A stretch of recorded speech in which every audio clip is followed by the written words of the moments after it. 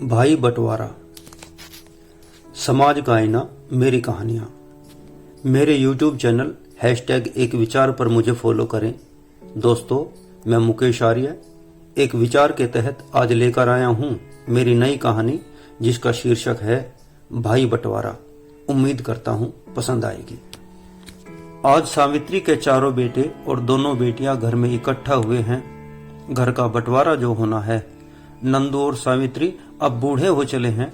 वह चाहते हैं कि अपने जीते जी जमीन जायदाद को बच्चों में बांट दिया जाए। उनके 3 बेटे और 2 बेटियां तो पढ़ाई लिखाई में बहुत अच्छे थे। उन सब ने पढ़ाई अच्छे से की, कोई इंजीनियर बन गया तो कोई डॉक्टर। सभी अपनी अपनी जगह एक सुखी एवं संपन्न जीवन जी रहे हैं। सारे भाई शहर में रहते हैं। बहनों की शादी भी संपन्न परिवारों में कर दी गई, लेकिन सावित्री का छोटा बेटा, जो पढ़ाई लिखाई में बिल्कुल जीरो था, वह कुछ न कर पाया।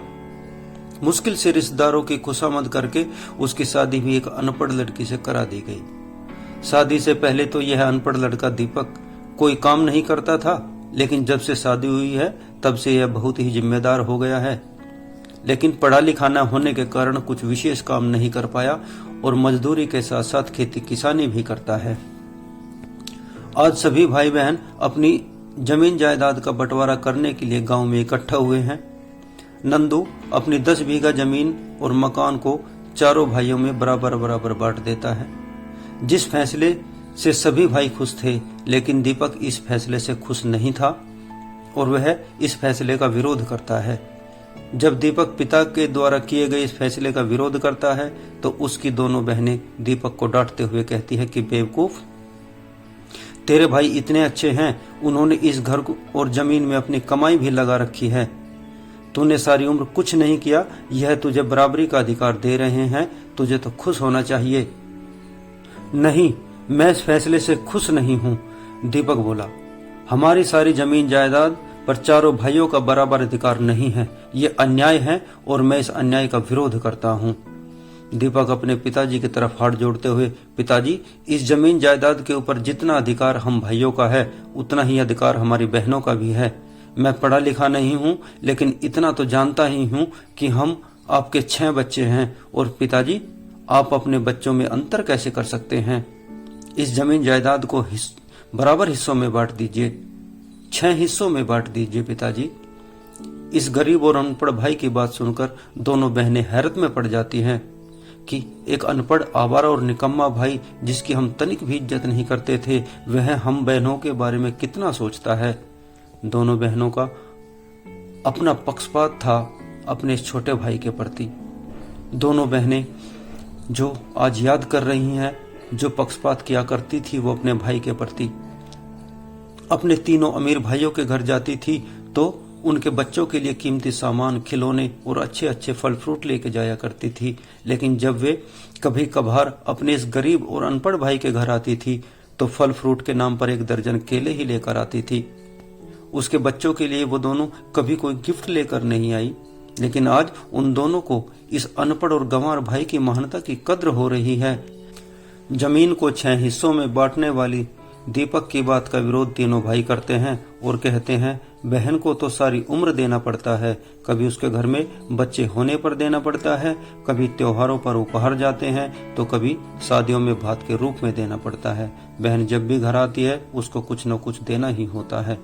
बेटों को जायदाद एक बार मिलती है, लेकिन बहनों को तो सारी उम्र बैंक में किस्त की तरह देना ही पड़ता है, भुगतान करना ही पड़ता रहता है। हम यह बात नहीं मानेंगे। इस जमीन व जायदाद के केवल 4 हिस्से होंगे, चाहे कुछ भी हो जाए। तीनों भाई बहुत गुस्से में थे। तीनों भाई को गुस्से में देख दीपक ने कहा, ठीक है पिताजी, जब तीनों भाई नहीं चाहते इस जमीन जायदाद में बहनों का भी हिस्सा हो, तो मैं अपने हिस्से की जमीन अपनी दोनों बहनों को बराबर बराबर देता हूँ। मैं नहीं चाहता मेरी बहनों का अधिकार उन्हें न मिले। जब बेटा बेटी एक समान हैं, तो बेटियों का भी पिता की जमीन जायदाद पर बराबर का हक है। इस पर तीनों भाई खुश होते हैं और वह कहते हैं, पिताजी, हमने फैसला किया है कि आप और माँ साल में 4-4 महीने हम चारों भाइयों के पास रहोगे। बेटों की यह बात सुनकर माता पिता चुपचाप खड़े रहते हैं। इससे पहले माता पिता कुछ बोलते, दीपक कहता है, भैया बंटवारा जमीन जायदाद का हुआ है, माँ बाप का नहीं। माँ बाप को मैं किसी के साथ नहीं जाने दूंगा, माँ बाप को मैं अपने पास ही रखूंगा। जो मेरे पास ही रहोगे ना पिताजी। दीपक की बात का समर्थन करते हुए दीपक की पत्नी भी आकर माँ के पास खड़ी हो जाती है और कहती है, माँ आप हमें छोड़कर मत जाना, हम गरीब ही सही लेकिन आपकी सेवा करेंगे। हमें जमीन जायदाद कुछ भी नहीं चाहिए, हमें तो केवल आपका आशीर्वाद चाहिए। आपने सारी उम्र मेहनत की है, अब हम आपकी सेवा करना चाहते हैं। अनपढ़ बेटे और बहू की बात सुनकर माता पिता दीपक के साथ ही रहने का फैसला ले लेते हैं। दोनों बहनें भी दीपक को गले लगाकर, कितना महान है रे तू तो हम सबसे ज्यादा पढ़ा लिखा है, क्योंकि जो संस्कार तुझ में है वह संस्कार तो स्कूल की कोई पढ़ाई लिखाई में हमें दिया ही नहीं गया। देख भाई, जो जमीन तूने हमें दी है उस जमीन को हम तुझे वापस करते हैं, हमें हमारा हिस्सा मिल गया भाई।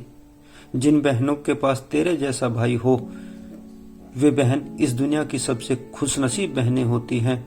हमें माफ कर दे भाई, हमने हमेशा तुझे गवार और निकम्मा ही समझा। कहानी कैसी लगी दोस्तों? कहानी पसंद आई हो तो लाइक, शेयर, सब्सक्राइब और कमेंट जरूर कीजिएगा। बहुत बहुत धन्यवाद। फिर मिलेंगे किसी नए विचार के साथ। नमस्कार।